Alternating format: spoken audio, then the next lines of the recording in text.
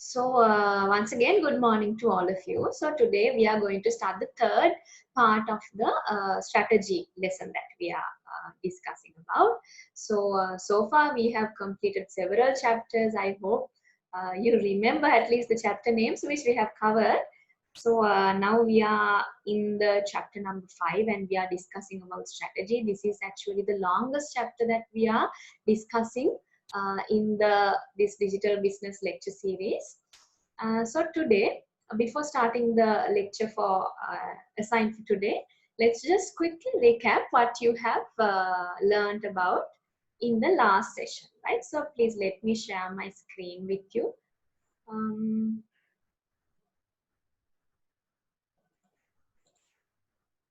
Yeah. So I hope you can see my screen. We have during the last session talked about mainly focused on strategic analysis, right? We have discussed about what is a strategy process model, and we have learned that strategy process model typically involves 4 steps, right? Any strategy process model. We also learned that strategy process models could differ actually. There's no universally accepted format as to this is a strategy model, process model, but still there are some common steps that any strategy process model follows, right? So those steps we identified as strategic analysis, then strategic objectives, strategy definition, and then strategy implementation. So from these 4 steps, now we have already completed discussing strategy analysis, right? So let's see what we have discussed there. So in strategic analysis, we have taught you that there are 3 main areas that we cover, right? What are the areas in the strategic analysis, or we also refer to it as situation analysis? In this, we review the internal resources and processes of a company. And then second thing, we also review the immediate environment, or we call it the micro environment of the organization. And thirdly, under strategic analysis, we focus on the wider environment or the macro environment of the organization, right? So last week we have highlighted that to you. Excuse me. And then we discussed in detail what each of these categories entail, right? We described to you what the resource and process analysis contains, right? And then we elaborated on demand analysis, because under competitive environment analysis, demand analysis is a special segment that all the businesses focus on when it comes to strategic analysis, right? So here we told you that we assess the demand that is there for e-commerce services among the existing customers of the organization as well as among the potential customers of the organization, right? So therefore we understood that under competitive environment analysis, it is very important that you complete a demand analysis so that you can get an idea about what sort of products and services are demanded by the customers more, if there are any changes that we should make in our current production processes, right, in our promotional methods. All these things can actually be decided based on this demand analysis, right?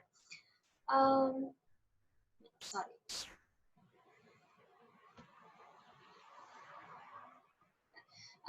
Then we also talked about assessing competitive threats, right? So under that we told that a very good model that businesses can use in order to assess their competitive threats is Michael Porter's 5 forces model. 5 forces model we have talked about in earlier sessions also, and also in other course modules. You are very familiar with this model. So we have illustrated on the last lecture to you how these 5 forces can be actually used in order to understand the nature of the competitive forces that organizations face, right? So I'm not going to explain or elaborate on the 5 forces model again. It's just to refresh your memory on what we have talked about during the last lesson. And then in addition to competition, there is also a concept called co-opetition, right? So when we talk about competition, we mentioned that this mainly focuses like while five forces framework mainly focuses on the negative impacts that the industry and the market participants may have on a business, this concept of competition actually talks about the positive interactions or positive effects that are there within competitors within a single industry, right? And they can actually benefit from each other by having this kind of a healthy situation, healthy positive interaction situation, right? Um, so by having this kind of a competitive environment, we also mentioned that uh, the attractiveness of the industry is increased, right? Attractiveness of the marketplace is increased because of this kind of friendly interactions that happen between competitors within industries, right? So that is the difference between competition and competition, right? I hope you understand the difference. So we also highlighted several examples of interactions that commonly happen through competition. One thing was joint standard setting, right? Joint standard setting is one way of competition. And then we talked about joint developments. And also, thirdly, we talked about joint lobbying, right? So I'm not going to explain these things once again, just to uh, once again refresh you on what we have talked about. Then we talked about competitor analysis there. We understood that it is also one of the key activities in producing a e-marketing plan for an organization, right? So this e-marketing plan eventually will help in formulating the digital business strategy of the organization, right? So here we talked about resource and advantage mapping, right? And then we talked about core competencies of the organization. Organization has to has an idea about the core competencies that they process, right? The special knowledge, skills, and technologies that they possess, which help them to provide a particular advantage or particular value or a particular benefit to their customers, right? And they can also, these core competencies could also help their customers value increasing. And then we also talked about the customer value concept, right? We told that the customer value depends on your organization's product quality, your service quality, and also the price of your product or service, and also the fulfillment time. So all these factors mingled together provide the customer value, or we use the customer value to actually to delight the customer. This is actually the bundle of benefits that you deliver to your customer, right? Then that is where we stopped, and that is how we concluded the part strategic analysis, which is the first step of strategy process, or the first stage that you usually go through in the strategy process model, right? So from that, today let's talk about a new area, or the second stage in the strategy process model, strategic objectives, right? So now at this point, the organization has already completed their analysis part, right? They have analyzed the internal strengths, the resources, the competencies, and critical success factors. All these things they have analyzed. They have analyzed the micro environment of the organization, and also now they have a good idea about their competition, about the industry participants, and about the demand patterns of the customers. And also they have analyzed the external environment of the organization as well. So where do we go after this step? So after thoroughly analyzing this environment, the next stage that we go to is developing our strategic objectives, right? So the first point says defining and communicating an organization's strategic objectives is a key element of any organization, is a key element of any strategy process model. Why? Now here it says uh, defining a strategic objectives of an organization as well as communicating the strategic objectives to the fellow employees of the organizations is a key element of any strategic process model. Why do we say that it is important? One reason is, the first point says, uh, strategy definition and implementation elements of strategy must be directed to achieve the objectives. Why? Why do we say that strategy objective defining is important? Because one thing is strategic definition and implementation of the strategy heavily depend on these objectives that we formulate, right? Why? Because finally, after we develop an objective, we should also define a strategy to achieve this objective. Now, in simple terms, what do we mean by objectives? It's actually what the organization tries to achieve. Organisation එකක් achieve කරගන්න බලාපොරොත්තු වෙන දේ තමයි සරලවම අපි strategic objective එකකින් focus කරන්නේ. So then the next stages of the strategy process model, that means strategy definition, which is the third stage of the strategy process model. So in order to define a strategy, we need to know what our objectives are. Why? Because at the end of executing this strategy, we should ultimately achieve the objective that we set in the first place, right? And at the end of implementation, we should have achieved the objectives which we set in the first place.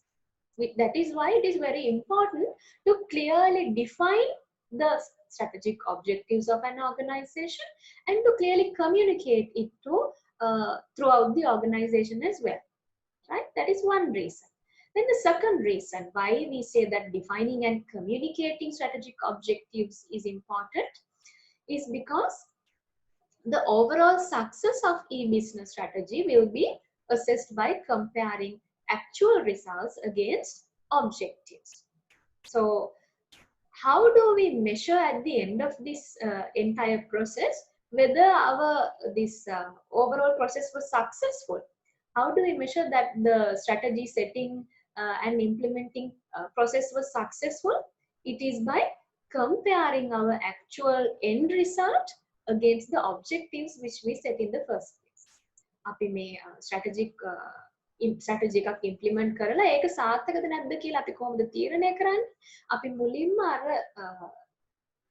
තීරණය කරපු strategic objectives එහෙම නැත්නම් උපාය මාර්ගික අරමුණු දිහා බලලා තමයි අපි ඒක decide කරන්නේ. අපි successful ද නැද්ද කියලා, right? So in order to decide whether we are successful or not, what should be there? There should be clearly defined strategic objectives, right? And also, only if we it is only if we have good clearly defined strategic objectives that we are able to take actions to improve our strategies. Now, in order to improve our strategies also, once again, we need the help of objectives. Why? Because after we compare our end results with our strategic objectives, if we find that there is a gap, if we find that we have not performed up to the expected level, right? If we find that we have underperformed when we compare ourselves with the objectives, then the organization has to take actions to improve the strategies which they implement, right? So this is the second reason why it is important for an organization to define and communicate their strategic objectives, right? Then third reason, clear, realistic objectives help communicate the goals and significance of an e-business initiative. So if your organization has clear, realistic objectives, we will talk more about objectives and the properties of a good objective in the forthcoming slides. So if your organization has this kind of clear and realistic objectives, how is it helpful for the organization? It helps to communicate goals and significance of an e-business initiative. So a clearly defined realistic objective helps to communicate the organization goals and the significance of their e-business strategies to employees and partners, right? So this is very important because the employees and partners will work towards the achieving this objective only if they have a good idea about what the objective is, right? So when we go forward as an organization, all the employees should work towards a similar goal, right? That is achieving a similar goal and similar set of objectives, right? So if you have clearly defined realistic objectives, it helps to communicate what is the bigger goal of the company to all the employees. Now imagine if the company is not able to define these objectives, and if they are not able to communicate them to employees, then will they work towards a similar goal? No, they will not know what the company is ultimately trying to achieve at the end, right? So therefore, it is very important that you define and communicate your objectives clearly to your organization's employees. Right? So moving on, we are still talking about objective setting, right? So an effective strategy development process links general goals, more specific objectives, performance measures, also known as KPIs, and strategies. So if an organization has an effective strategy development process, right? These elements should be interlinked. What elements? General goals, right? The goals and then more specific objectives. Now this term goal is more broader than the term objective. We will show this to you through an illustration in the next slide as well, so that it will be more clearer to you. So if it's a good strategy development process that we are following, our goals and our specific objectives which are attached to those goals, and also the key performance indicators or the performance measures should be linked together. Not only those three, also the strategies that we devise in order to achieve these goals and objectives should also be linked together. අපි organization එක develop කරන goals ඒ වගේම objectives අපේ key performance indicators සහ අපේ strategies කියන මේ හතර link වෙලා තියෙන්න ඕනේ හොඳ strategy development process එකකදී. So the second point says, one method of achieving this is through tabulation, as shown for a fictitious company in table 5.6.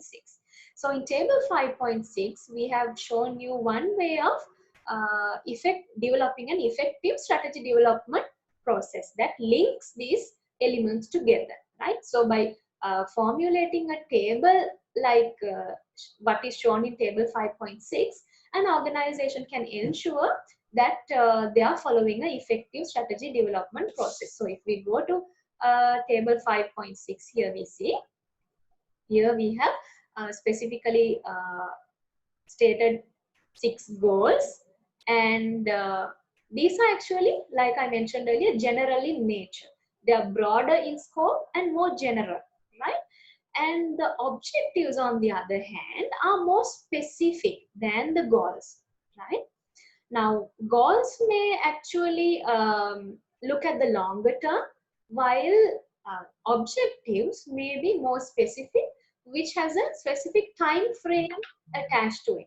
And also objectives can be measured, right? So we will talk about the properties of objectives in the coming slides as well.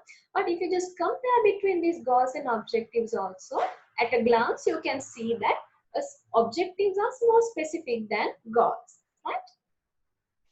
Then, although it is not mentioned here, other than these objectives, there is also this concept called performance indicators, as shown in the previous slide. We also call them KPIs, or key performance indicators. Performance measures, all these terms are used interchangeably, right? So a KPI is actually a a measure which helps us to see whether we have actually achieved the objectives, or at which point are we in terms of achieving the objective. A KPI helps us to measure that, right? So then next we also have on this table strategies. Strategies means so strategies we devise in order to achieve these goals that we have set in the first place, right? So these actually mentioned about action plans that organizations can follow in order to achieve the goals that has been set by the organization in the first place, right? So if we go back to the previous slide, each of these objectives should have specific KPIs to ensure progress to the more general goal, and also a time frame in which to achieve these objectives. So like I mentioned, all these objectives that are mentioned here, they should have a set of KPIs attached to them. So what is the function of KPIs? They help us to what? Ensure the progress of the general goal, right? In what stage are we in terms of achieving the goal which we have set, right? And also the time frame in which we have set to achieve these objectives, right? So that is the importance of having key performance indicators, right? So for example, if we go here, if we look at the first goal, develop revenue from new geographical markets. So this is the broader goal that the organization has, right? Developing revenue from new markets, new geographical markets. So what is the objective attached to this? Achieve combined revenue of £1 million by year end. Now you can see this is more specific than the goal. Here this only says develop revenue, right? So how much revenue? That is stated in the objective. How much revenue? It's £1 million. Revenue has to be achieved by when? What is the timeline? Year end. Now here does it specify a time frame? No, right? It's a very broad statement, but here we have specified clearly by year end we have to achieve £1 million, right? And then it further elaborates the objective. Online revenue contribution should be 70%, right? So in this goal of developing the revenue, right, we elaborate it in our objective. We have to develop a £1 million revenue by year end, and from that our online revenue contribution should be at least 70%, right? Now this is more clearer and more specific. So for this objective, the organization can have key performance indicators, right? So what is the measure that organization can use in order to measure whether we have achieved this objective? දැන් මේ මෙතන අපි කියලා තියෙන objective එක measure achieve වුණාද නැද්ද කියලා organization එකට හොයාගන්න පාවිච්චි කරන්න පුළුවන් indicator එක මොකක්ද? එහෙම නැත්නම් measurement එක මොකක්ද? මේ objective එක දිහා බලලම අපිට KPI එකක් කියන්න පුළුවන්. Yes, can you think of a KPI that the organization can set in order to measure whether they have achieved this objective? It's actually related to the objective. The KPI is very much related to the objective. Can you think and tell me what can be a KPI to measure whether they have achieved this objective, or to measure the status of the achievement of the objective? Just think and tell me.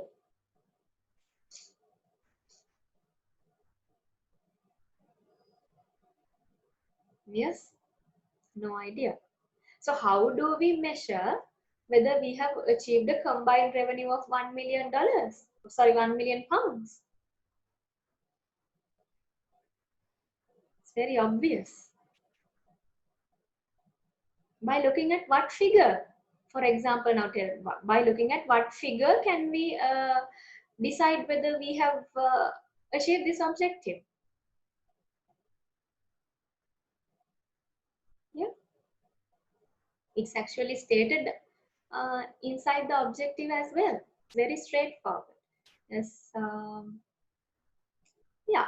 So there's an answer, revenue in the income statement. Yes, that's very correct, right? How do you know whether you have achieved 1 million pounds? By looking at the revenue figure. So there, your revenue, organization revenue is a key performance indicator in this objective, right? So the revenue figure, the revenue measure helps us to uh, see in which stage are we in terms of achieving our goal, right? And also the second part says online revenue contribution of 70%. There, once again, we can see from the revenue figure, we can have a breakdown, no? What's our offline sales figure or offline revenue and our online revenue. Now, for example, let's say a certain business,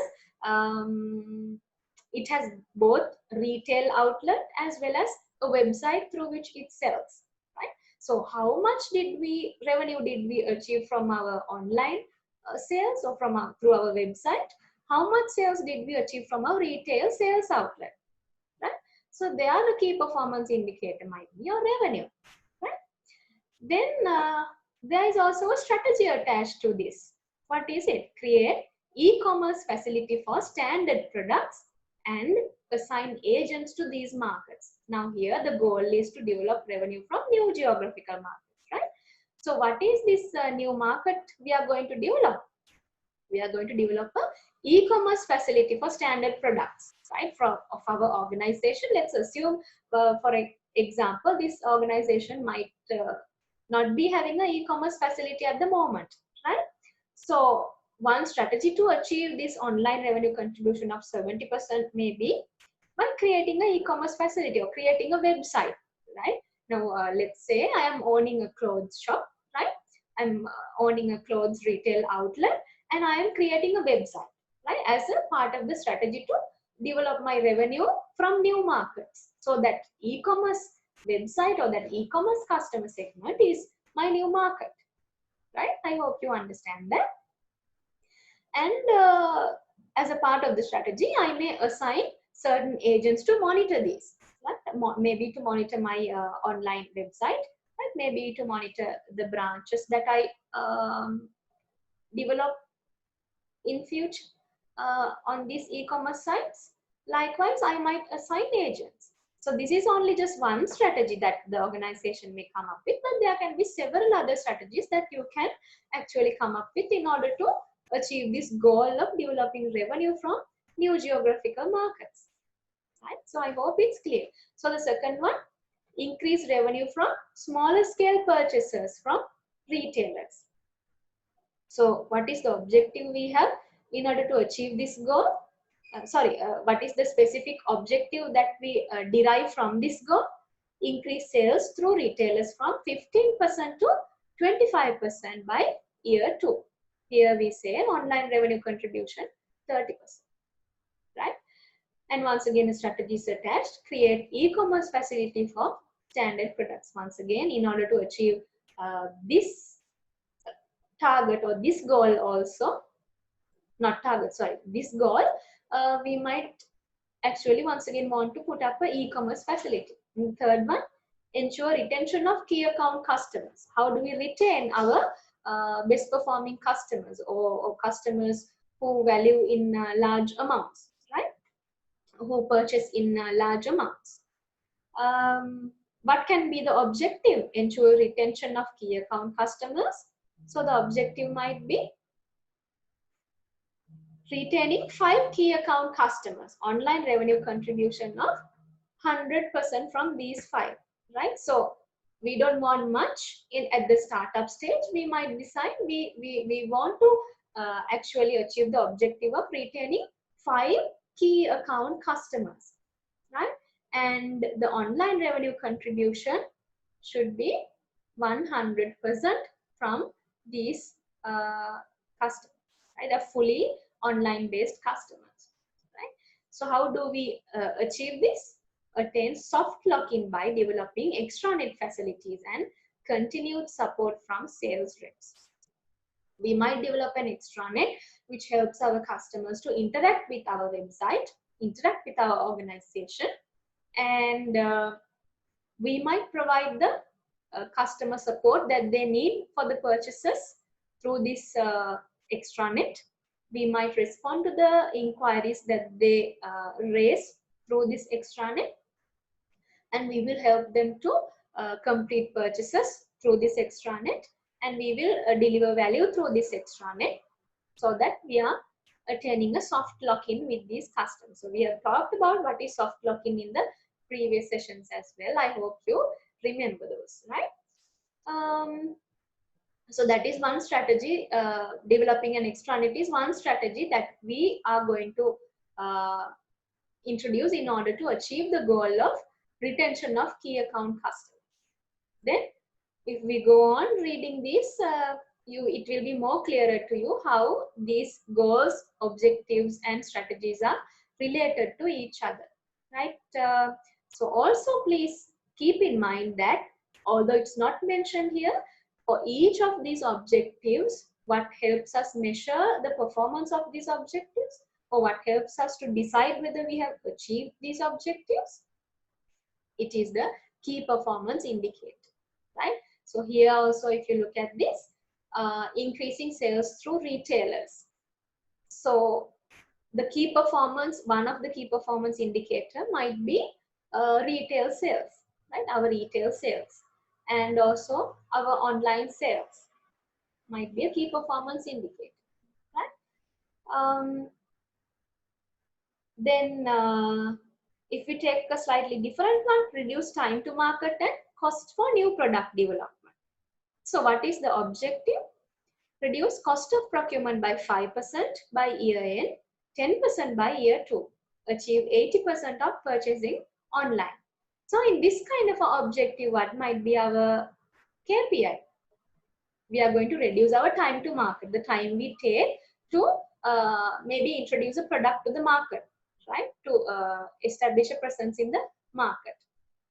So one thing is to reduce cost of procurement, right?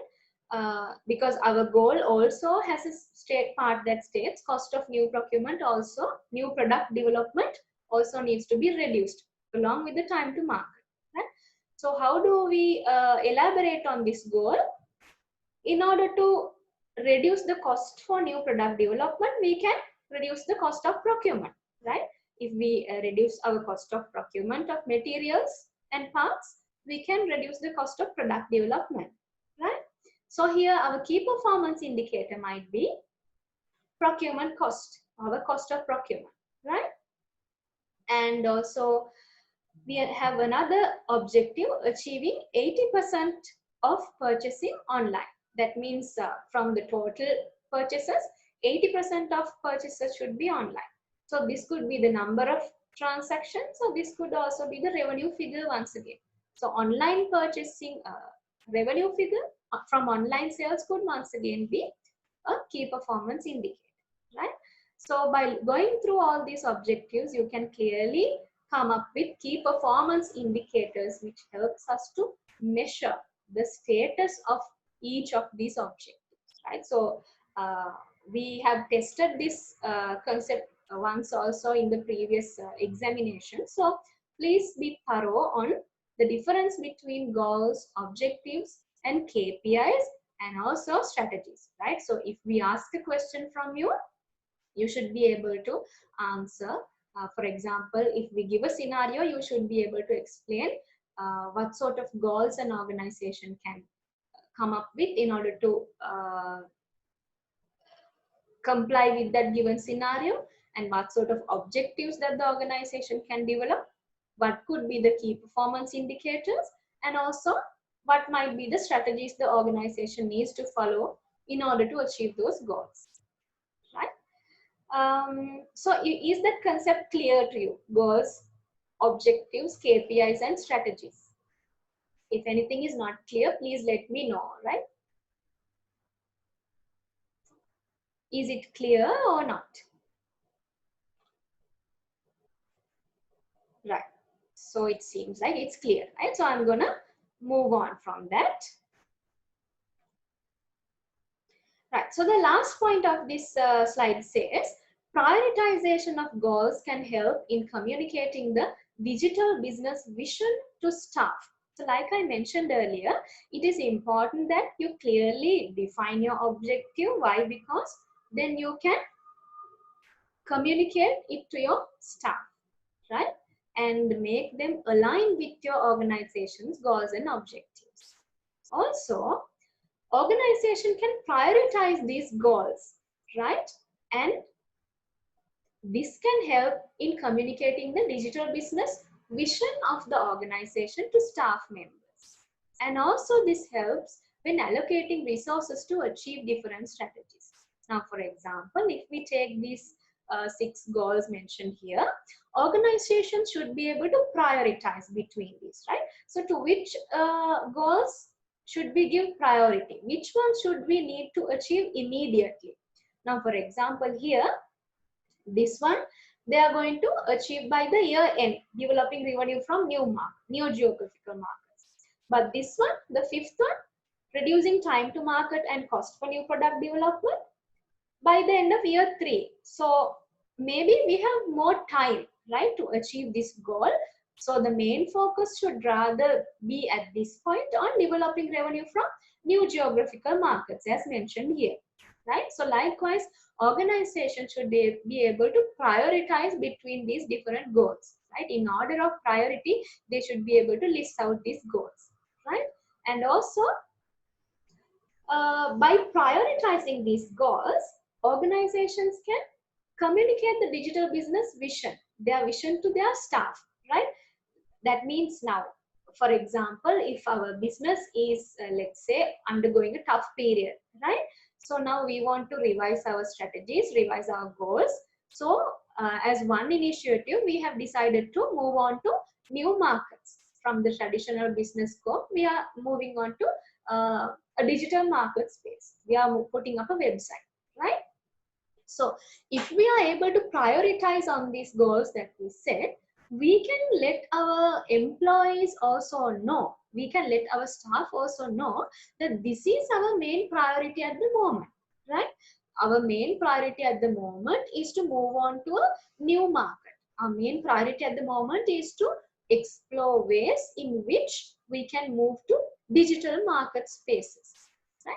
So then the staff or the employees also start working for that same vision, right? Achieving or expanding our market space. So when you clearly prioritize these goals, the staff can also be aligned to work on these goals, right? And also it helps you to allocate resources to achieve these strategies. Now, for example, if moving on to new market space is our first priority, then it is to that goal which we should firstly allocate our resources, right? We might be we might want to hire new staff in order to put up a website. We might want new customer support, customer service agents for this new e-commerce facility, right? We might want to spend, there might be a financial cost involvement in creating a website. Likewise, so the resources now can be allocated according to the order of priority, right? So that is the importance of prioritization of goals. One thing, you can motivate the staff to work towards the same vision of expanding our business or expanding to new market spaces, as well as you can efficiently allocate resources to achieve these strategies, right? So I hope that part is clear to you. If anything is not clear, please feel free to raise questions, right? Right. So now we are going to move on to those properties or the characteristics that we observe in an objective, like I mentioned earlier. So first take through 2-3 minutes to read what this slide says.